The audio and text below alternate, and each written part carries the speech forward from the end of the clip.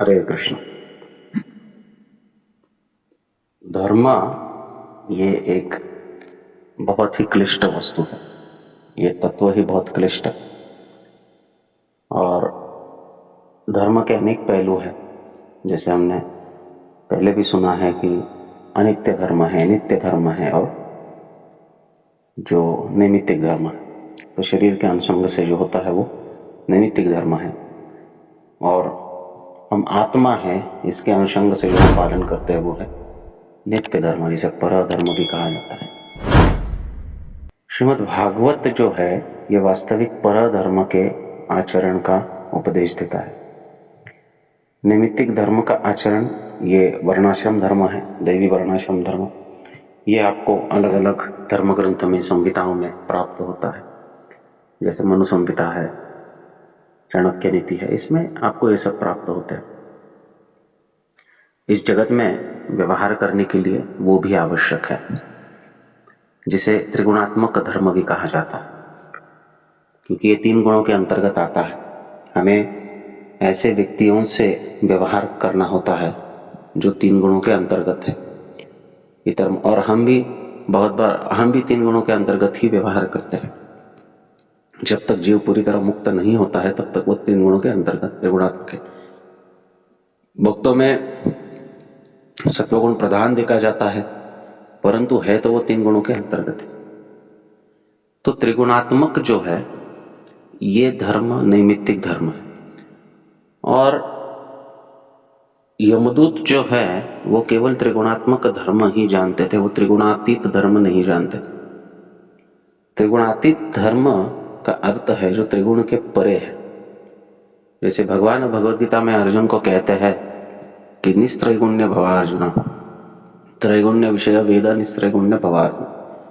हे अर्जुन, तुम्हारे जीवन का उद्देश्य होना चाहिए कि तुम निस्त्रैगुण्य बन जाओ, त्रिगुण के परे जाओ। त्रिगुण में वेदों का विषय ही त्रिगुण है और तुमको त्रिगुण के परे जाना है, सत्व रजत तम के परे जाना है। ये सत्व रजत तम के परे वास्तविक जीवात्मा का स्वरूप ही सत्व रजत तम के परे है, वो त्रिगुणातीत है, परंतु वो इस त्रिगुणात्मक शरीर में बद्ध है। और यही असमंजस है जिसके वजह से जीव अपने वास्तविक स्वरूप जो कि आनंदमयी है उसका अनुभव नहीं कर पाता है, वो आनंद का अनुभव नहीं कर पाता है। और चूंकि ये शरीर इस जगत की उपज है, इस जगत की उत्पत्ति है, तो जगत दुखालय है तो शरीर भी दुखालय है। तो दुखालय शरीर में आनंदमय जीवात्मा जो है बद्ध हो चुका है।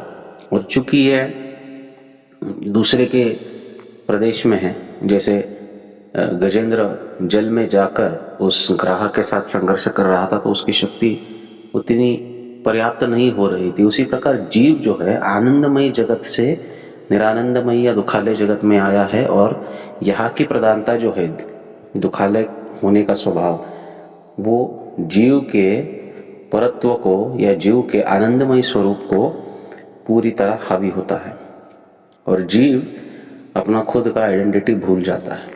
अब जब ऐसा होता है तो अपने आप को शरीर समझ बैठता है, उसी को देहात्म बुद्धि कहते हैं, और इंद्रियों का सुख उसके लिए जीवन की प्रधानता बन जाती है। ऐसे ही अधिकतम शरीरधारी जो है इस जगत में इसी कैटेगरी में आते हैं। अब हमें भक्ति करते करते स्वयं के शरीर और मन से और दूसरे जो देहधारी है जो शरीर और मन के ही प्रभाव में है उनसे भी व्यवहार करना होता है। ये व्यवहार पूरी तरह त्रिगुणात्मक है और इसलिए त्रिगुणात्मक धर्म का भी वर्णन हम धर्म ग्रंथ या शास्त्र में देखते हैं।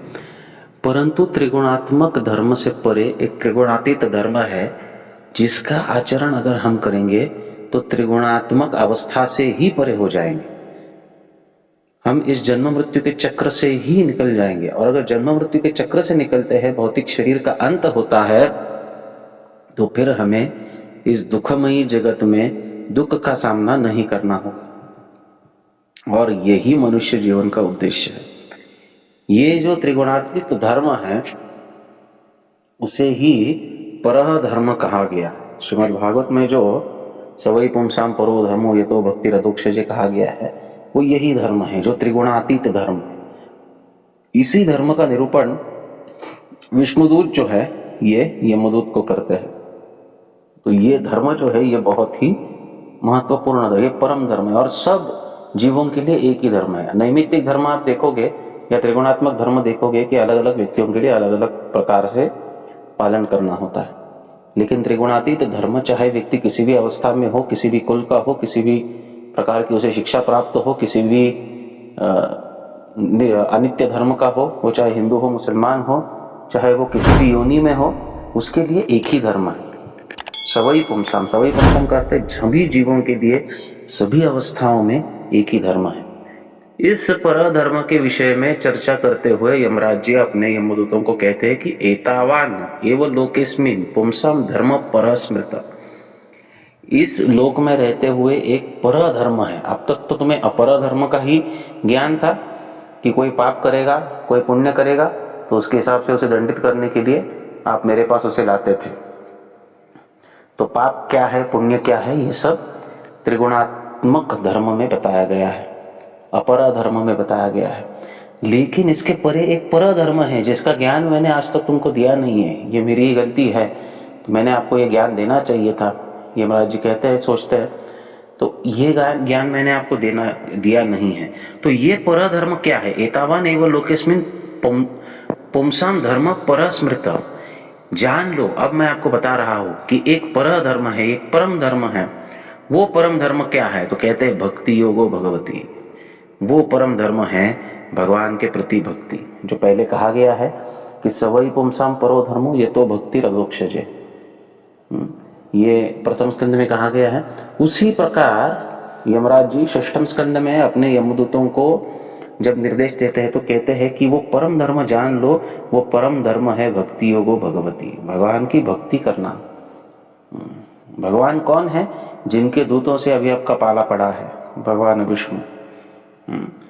अब ये जो है, ये भक्ति योगो भगवती कैसे किया जाता है?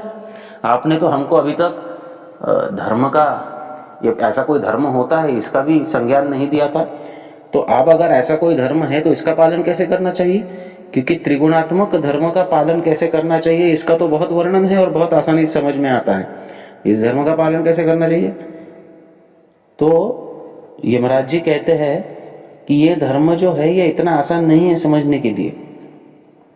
दुर्बोधम, इसको समझना बहुत, गुह्यम दुर्बोधम, लेकिन जो जान जाएगा, यज्ञात्वा अमृतम अश्नुते, ये कैसा धर्म है? तो कहते हैं साक्षात भगवत प्रणीतम, साक्षात भगवान ने बताया है। त्रिगुणात्मक धर्म तो अनेक अनेक जो धर्म के ज्ञाता है उन्होंने उसका निरूपण किया है, जैसे मनु महाराज है या अनेक अनेक अन्य ऋषि मुनि हैं, इन्होंने इसका वर्णन किया है। पाणिनि है या फिर विद्वान लोग जैसे चाणक्य पंडित है, इन्होंने इसका वर्णन किया है।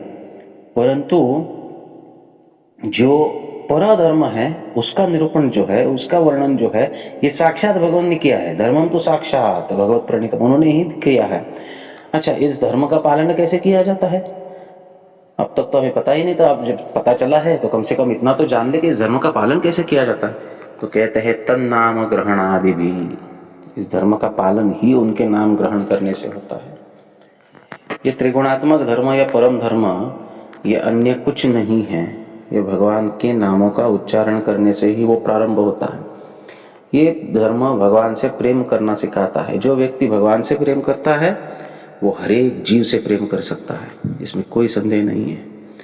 जो व्यक्ति भगवान से प्रेम करता है वो किसी से भी द्वेष नहीं कर सकता है, किसी से भी ईर्ष्या नहीं कर सकता है। क्यों?